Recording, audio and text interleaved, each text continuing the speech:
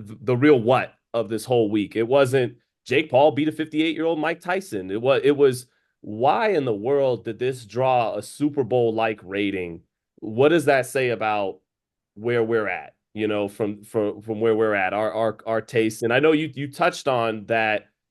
Yeah, I'm gonna get right into it, Rahim. You touched on during the fight week that boxing is always a microcosm of the more larger society. And I think part of that is because boxing is so raw and uncut that you got to get the unfiltered what's going on. Whereas the NFL, NBA, they're more corporate and sanitized. So you get the brunt of it in boxing. And um I know you like you analogized like the Jake Paul Donald Trump thing, which I agree with, right? I think there's a lot of similarities there, but at the same time, and you shared this really funny thing on Instagram with Kamala Harris and Mike Tyson, hugging in defeat with the AI stuff. But here's the thing: there is no scapegoating this. There is no Donald Trump scapegoating it. There is because everyone tuned into this: white, black,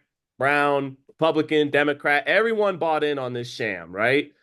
And just like Donald Trump is very much like Jake Paul in using certain antics to gain power, to gain influence, Kamala Harris and Mike Tyson aren't better to me. There's just my opinion, because Mike Tyson will literally show his ass on Netflix at 58 years old for a check. Kamala Harris is not above bringing Megan Thee Stallion to twerk at her rally.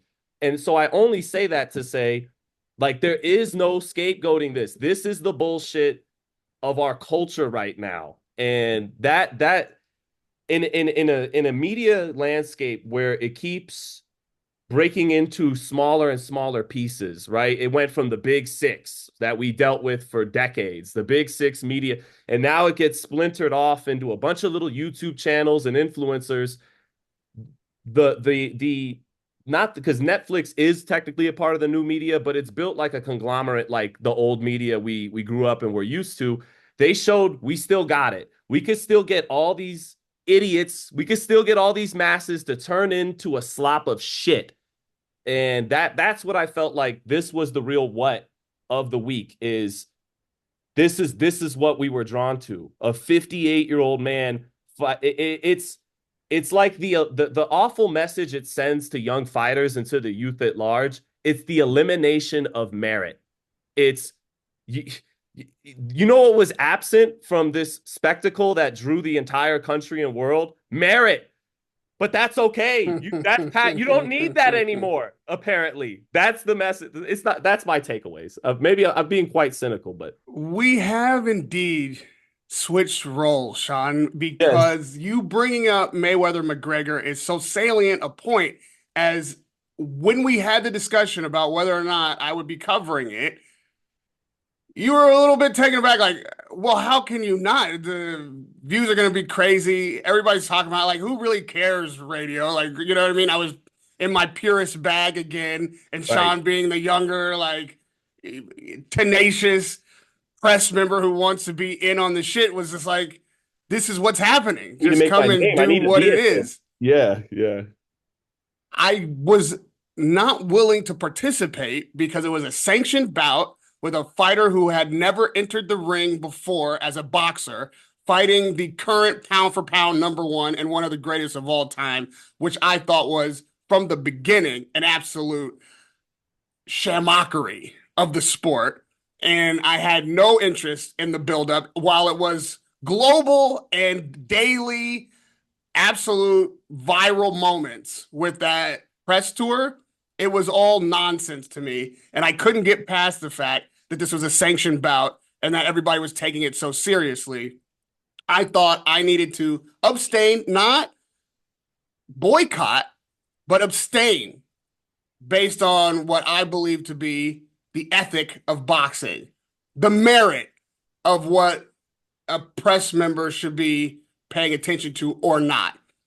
So here, some many years later, we have almost the exact same dynamic while the real traditional boxer is well past his prime, into his early senior citizenship. And the young novice is the one selling this fight on the back of the old man, who also is a willing participant in this wild, what would appear to be yet another sham, another meritless night of spectacle boxing. And you'll notice that in the build up to this fight, I don't have a single interview with Jake Paul.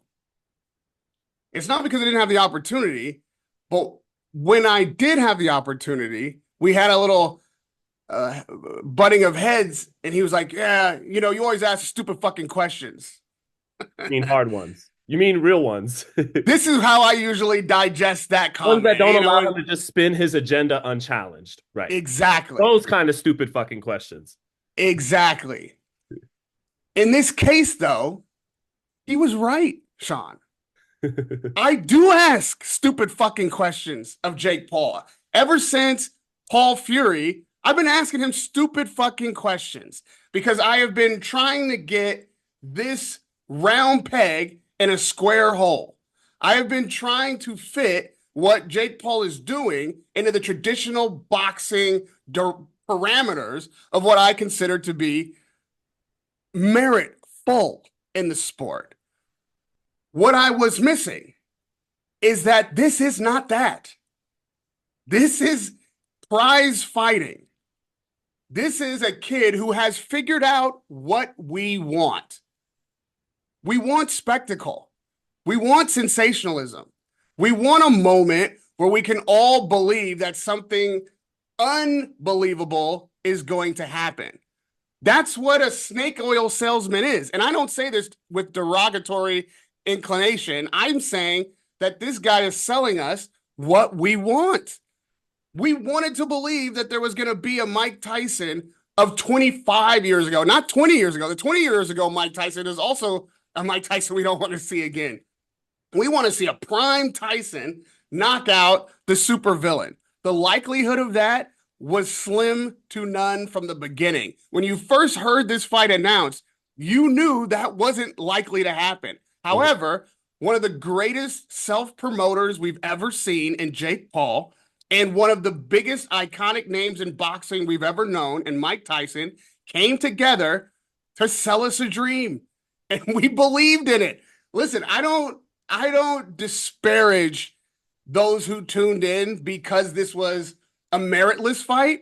In fact, I finally understand why my questions about this fight were stupid, because the entire premise of the fight is a dream being sold to the consumer. And we all wanted to believe. There was a sliver of a chance that we would get what we came for. What we actually got, though, and here's why it's not a scam. Here's why Jake Paul is not a charlatan. Because what we actually got was one of the best fights you could possibly ask for from Katie Taylor and Amanda Serrano. What we actually got was a payday for a guy who had been robbed throughout his entire career, who has found redemption, who has found his way back into our hearts. $20 million. Mike Tyson got to walk away out of that arena with his head held high, with having one more bite at the apple, to get that moment where he had the entire world watching him in the ring one more time. And he did himself proud. His son, who was too young to appreciate his prime, was commentating ringside. Imagine what that feels like for Mike Tyson. The moment right before he showed us his ass, literally, he kissed his son, who would never had had this opportunity on the stage so big to see his own father in the center of the world like he once was. He didn't need the merit of his own career, because it was the elimination of merit that night. He got to do it because his dad. It wasn't about merit, Sean. It was about a moment. Right. And these guys created a moment. It was something that now we're hearing so many people after the fact disparaging it. Everybody I'm seeing talking shit about this fight either tuned in because they were hoping Mike Tyson would knock out Jake Paul, which is a pipe dream. but it was still something that you were willing to participate in case you could get it, or is a fighter who wants that next bag and is talking shit, trying to talk their way into $20 million. That's the difference. This is not just a commentary on who we are, but it is a pinpoint, bullseye, accurate analysis of what we want. That's why it's who we are. We are who we are because of what we want, Sean. And I we can only, wanted this. No matter what you say, you wanted it. Even the people who disparaged it wanted some of the heat for disparaging it. yes. Otherwise, you'd simply ignore it. Do you know how many other events happened last Friday night in the world of sport, entertainment, leisure, and lifestyle? Nobody's tweeting about that shit. Nobody's jumping on having podcasts in the post-mortem of those events. You know why? Because you actually didn't care. All you cared about was what Jake Paul and Mike Tyson were doing on Friday night, and they made you care. And it's because they gave you what you wanted. Even if it was something to shit on, you got what you wanted. Kudos to them. Kudos to them. And going forward, we'll stop asking stupid fucking questions. I'm going to start asking questions relevant to what's actually happening here. I think maybe your questions can be stupid if they're smart, asking smart questions about a stupid situation. So, so I get it. Asking stupid questions going forward would actually be the smart questions. That's what I mean. This fight was all about that down is now up and up is now down. Like that kind of sums up what I'm getting at. Like that. So when you're saying he's giving us exactly what we want, and I can excuse myself. Like I'm allowed to draw heat and watch this and because if you're in the trenches talking about Jack Catterall a couple weeks ago against Regis Prograis, like we are, then you deserve when the whole world's watching to talk your shit, even if you don't like it's like yeah, but so he's given us what we want, right? We being the whole country and everything. This is what we get for our like I was talking about before the fight with the false idol worship and this obsession with celebrity.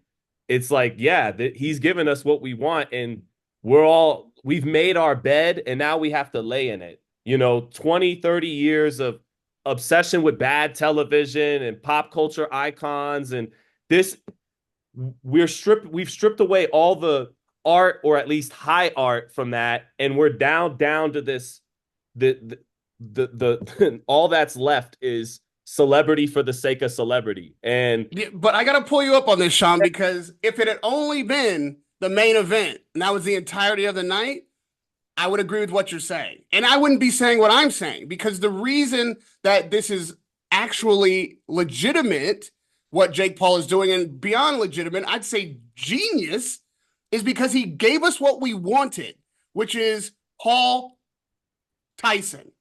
No matter what you say, if you said anything about it at all, if you watched it, if you had discussions at the water cooler about it, you wanted it. And the proof of that is all the things you didn't talk about, the things you didn't tweet about, the things you didn't even bother to disparage because you didn't want to participate in those. You wanted to participate in this on some level. And that is what they were selling. What you got is what you needed. And this is what makes the difference. He actually delivered 50 million views to women's boxing, two of the greatest women's boxers of all time, right there on the same card, very minutes before the main event began. The audience needed to see what women can do in the sport of boxing. They needed to see Serrano Taylor too. Don't forget, Mario Barrios and Ramos were also on the card, which was a hell of a scrap.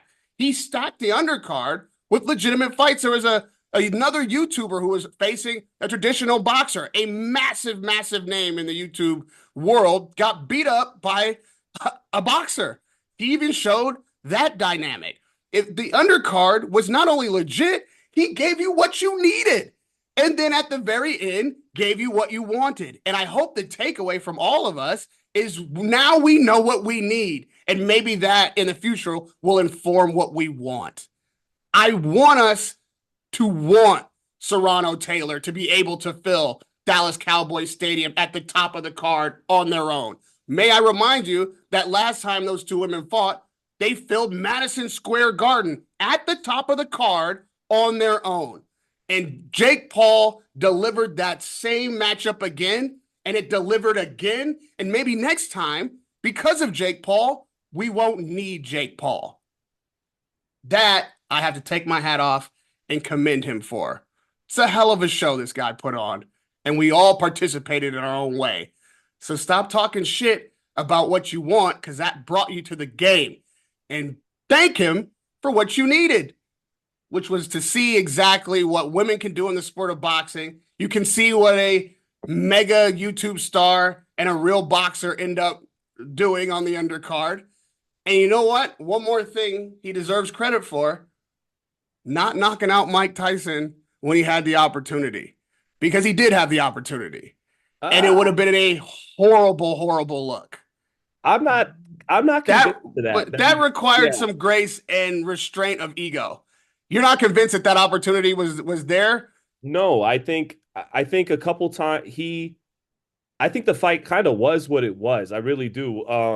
He knew that if he got greedy, that was giving Mike Tyson the only chance he had to land that left hook he was looking for. And there was one time in the eighth round where he thought about it. Because Jake at a certain point in the fight, once Mike's little, what little was in his gas tank went early in the fight, and he became that much more less dangerous. You know, Jake was able to win the fight easily behind the jab, put a combination or two together here and there, but Jake, because he throws punches with his hands low and they don't come back to the chin or any, he's not got crazy reflexes. Even with a 58-year-old Mike Tyson, he was playing with fire at times in that fight. And I think, yeah, if he's using his reach and his legs well, and if he really would have tried to step in and commit to a few shots, maybe he could have got Mike Tyson out of there. But also that was giving the old man his only chance to get something off, because Mike couldn't cut the distance. He couldn't cut the distance. So what he needed Jake to do was to give up that distance. And there was one moment in the eighth round where Jake thought about it, and a counter from Mike came a little bit close, and he went back to staying on the outside and taking an easy win. So I'm not even convinced that he carried Tyson. And if he did, I take points away from doing it, because then you told the whole world that's what you did. The whole point of carrying the guy, it's like Canelo did that to Munguia earlier this year. And it's like, if you're going to do that, then you're defeating part of the purpose of doing it once you tell the whole public, hey, I carried him. It's like, well, you know what I mean? Like that part of You the make a point there by admitting that that's what you've done. I do disagree in part, because what you're saying is true in moments in the fight. Certainly in the first round, there were some flashes throughout the middle of the fight. Towards the end of the fight, I thought, in fact, I know Mike Tyson was really just surviving. He was holding on, praying that Jake Paul didn't step on the gas. Yeah. Mike Tyson is never not dangerous, but he also wasn't a clear and present danger in the fight at that stage. If Jake, who has had enough experience in the ring at this point and who has knocked down every opponent he's faced, including Spider Anderson Silva, had taken a chance, which I don't think he was afraid to do, but consciously decided wasn't worth it. Not because he could have gotten knocked out, but because he knows what we all knew, even when we were being sold the dream, that the look of a Mike Tyson searching for his mouthpiece on the canvas, or trying to regain consciousness, or rolling around writhing in pain from a shot given to him by Jake Paul, would have been an absolute terrible look. And it would have been a very callous and greedy, egomaniacal thing to do for the kid, even though he promised that was part of the buildup. Of course, you're not supposed to lay off the guy, but, not like Mike Tyson was beat up to this point. But I also look at Pacquiao, Cotto, right, where he's just like, come on, I'm not gonna go any further with this. I don't want to see that happened to Mike Tyson. Jake didn't want to see it. Nobody who tuned in wanted to see it. And he deserves credit for not grabbing that moment or even really pressing the gas and trying. Because even if he doesn't knock him out, but he's like beating him up, it would have been something that none of us would have been able to shake from our minds. And because of the way that he promotes himself, it would have been the ultimate villain moment. Like you say, he would have been the greatest heel of all time in boxing if he had done that to Mike Tyson. And I think him denying himself that moment of knocking out Mike Tyson and instead showing grace, restraint, and a little bit of fucking class is worth mentioning. I think it is a credit to him. So I'm a couple things I'm not convinced of. Although more open to him carrying Tyson than I am the other one I'm going to get to that you touched on. Not convinced that he did carry Tyson because he's not above saying whatever to make himself look good. The real purpose of him saying I carry Tyson might not have been out of respect to Mike Tyson, who he's already exploiting. Well, getting paid too, right? Mike signed up for it, but right, giving it, but exploiting a 58-year-old man is that I couldn't knock out this 58-year-old man. So let me cover my tracks by let me flip it into turn a negative into a positive. You couldn't knock out a 58-year-old man. No. I carried him because I care so much. He's a very Machiavellian manipulator, Jake Paul, like all great politicians, And someone in reference to Serrano and Taylor, what adds to my point is, like you said, they were able to sell out the Garden and draw a lot of people on their own. So did the Jake Paul, Mike Tyson rub help? Absolutely. But it's not like those girls didn't show they could show out without them. But and someone in my comments when I said he, okay, so he promotes Amanda Serrano for the good PR.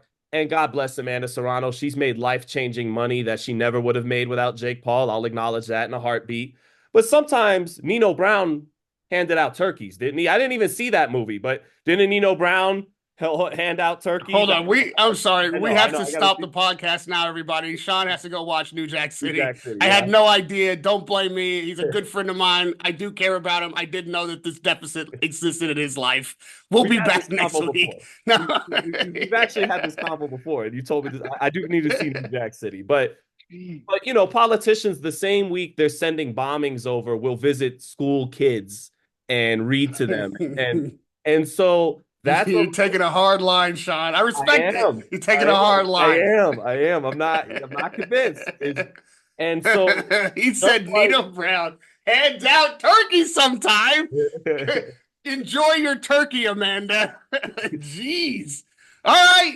Okay. I cannot. But I'm gonna follow it up with a little. Go ahead. Okay. Word. There's this theory that we keep saying it's good for boxing. Jake Paul, Logan Paul. It's drawing eyes to the sport. Well, this odyssey with these guys and Radio Rahim put them on the map. They got that Radio Rahim rub that night. They did that influencer card, and it's been big. Yeah, but it's the Radio Rahim rub, but no Diddy. And but so okay. So then when is the positive needle movement ever going to happen? Because in the 5 years since they've come, hold on, this hasn't translated to moving the needle in a good direction for actual championship boxing. Case in point, 2028 Olympics coming to Los Angeles. For the first time, boxing, as of today, not on it. That is our real bread and butter. That's the real lifeblood, is the amateur system and all that. That's not even going to be permitted for the first time if unless something changes. Well, Sean, I think I have the solution to that. What? The reason for that is not the lack of or the presence of Jake Paul. It's the existence of corruption in the sport of boxing and in the Olympic system, partially because the scoring is so absurd and no one can be held accountable. So Jabber, AI, punch stats, and analytics are now available across all major fights, and even had the behind-the-scenes stats for Netflix, which we did publish publicly. This is the kind of thing that can bring boxing back to the Olympic arena and also can legitimize wins and losses in the Olympic forum. This is what I believe is necessary. Clear stats, punch stats and analytics across all boxing, including amateur boxing. So all this subjectivity and corruption can be chucked out the window. If there's a first place that I think judges should use AI punch stats and analytics, Jabber in particular, it's the Olympics. I think that's a ship on which boxing can return to the Olympic arena. With that said, let me challenge you again on that needle move, because you can't say that 50 million people. Now, It's yes, good they for Jake filled Paul Madison and Square Mike. Garden, Not necessarily but good for boxing. but but Sean, they filled Madison Square Garden for sure. They didn't come anywhere close to 50 million viewers, and of course, no one has ever been on Netflix, which is a purely entertainment platform, which is going to get you so many more casuals, first-time watchers, crossover, people who have no idea what boxing is about or the history of it or any of the people on the card, with the exception of Jake Paul, and probably know who Mike Tyson is, but maybe haven't even engaged his career up until that point. That's something that no one before Jake Paul has been able to do. That is a huge needle move, and we will see what happens after this as a result of that. But Mario Barrios, Ramos, Serrano, Taylor, they stepped up. If boxing on the undercard had been shit, if the women hadn't filled that co-main event slot with a classic, then maybe boxing would have failed on the night. But even if it had, Jake Paul gave it a chance to win, and I think it did win. That has to be considered a needle move. That has to be a good thing. No, it hasn't translated yet. Since this American fighter, Jake Paul, has bursted onto the scene, it hasn't translated to other, unless he's fighting on the card, like, yeah, against Mike Tyson, then sure, yeah, you'll get a bump in your ratings because people are tuning in to see that dumb shit, and you're a part of it. So yes, they'll catch you in the interim while they're waiting to consume their dumb shit. I'm not convinced those same people are gonna now. Now I'm watching Benavidez Morel. I enjoyed Taylor Serrano so much on that Jake Paul undercard. Now I'm gonna watch Benavidez Morel. Not convinced of it, because as Jake Paul and to liken him to Floyd Mayweather and Mike Tyson, two of the greatest fighters of all time, no coincidence that they both fought Paul brothers, because all of them have not been above using boxing to enrich the blood suck in the game, literally milking the game, squeezing the juice out of the game to enrich themselves at the cost of the game.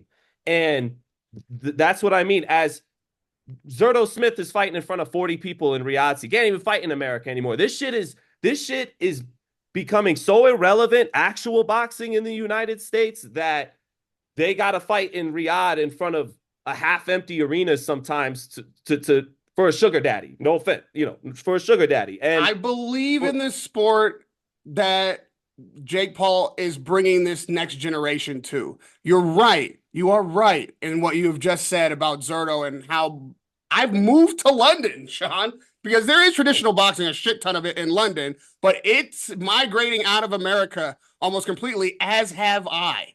And it is because of my proximity to Saudi Arabia when I'm in London. That was part of the decision that I made, because that's where the massive fights are. Saudi Arabia, London, and every now and then in America. And when it's in America, it seems to be more and more some kind of crossover spectacle or some kind of oddity that isn't the traditional boxing that we have grown up accustomed to, that you are now, as am I, a purist of. What I am saying is my stupid questions to Jake Paul were because I couldn't separate the two and recognize that they are two separate things and not detracting one from the other. I don't believe that the crossover world is detracting from boxing. I believe it is giving the next generation of potential fans for traditional boxing what they want now. I think these kids who are now engaged in the spectacle got to see the undercard of Jake Paul, who will now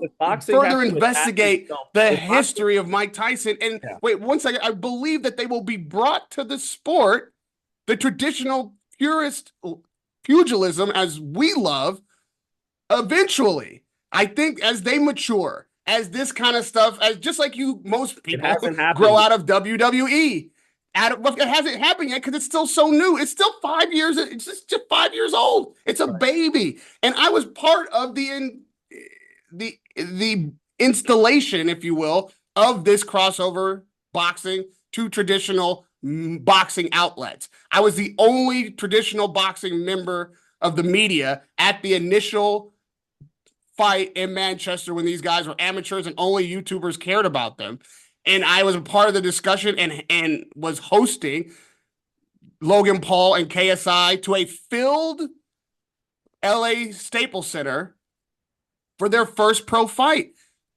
It's because the kids want something that these guys are delivering and that traditional boxing doesn't speak to. But as they mature, I believe the sport, maybe not the networks, the comms, or even me might not even appeal to them, but the sport I believe in. I believe pugilism will ultimately win the day in its most traditional and storied version. But what these guys are doing over here, it's what the people want, and it will bring them to what they need.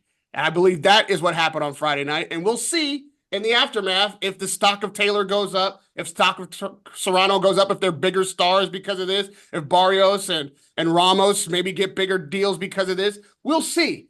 But I got to tell you, one thing that was the most important is the world got to see. They've already now got to see boxing at its highest level. And you got to credit Jake Paul and Mike Tyson for bringing that to them on this type of stage across the entire globe. 65 million viewers? Hats off, man.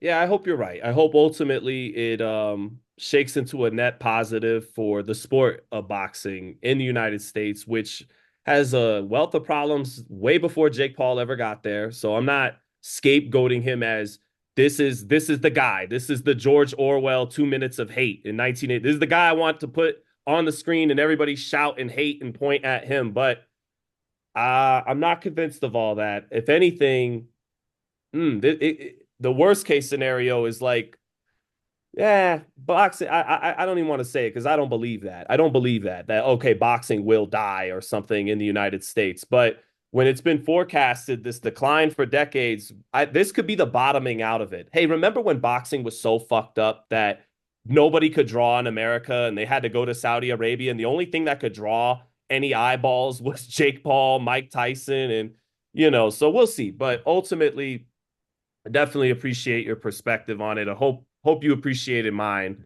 and I hope more importantly the Your audience. perspective is mine. Yeah, Mine isn't right, yours yet, right, but right, right. your perspective, I appreciate Well, it. it's funny. So many Yeah, times I we're saying created the it. same thing in a weird way. Yeah, I But yeah, yeah. understand. The thing is that I have moved past where you are with this, and I was where you have been this entire time for most of it up until this week.